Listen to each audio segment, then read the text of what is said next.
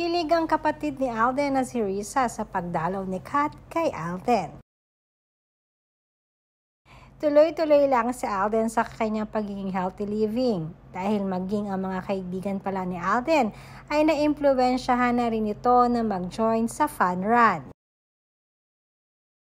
Napagalaman nga namin na hindi lamang pala ito basta hobby lang ni Alden, kundi may mga fun run din pala si Alden na may for a cause.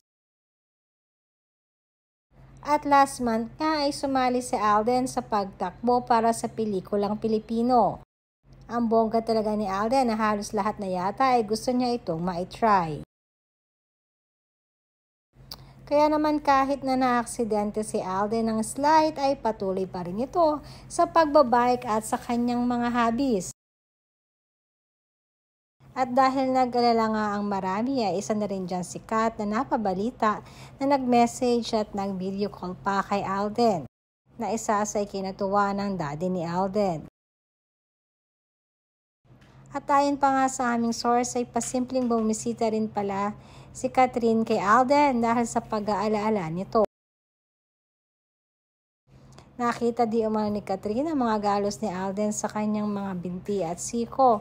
Kaya naman hindi rin napigilan ni Catherine na dumalaw sa bahay ni Alden. Isa na ito sa ikinatuwa ng pamilya ni Alden, lalong-lalo na ang kapatid niya na si Riza.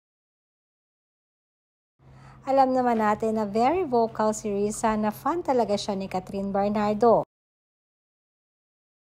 Kaya naman hindi rin di umano ito makontain ang kanyang kasiyahan nang makita si Catherine na dumalaw sa bahay nila.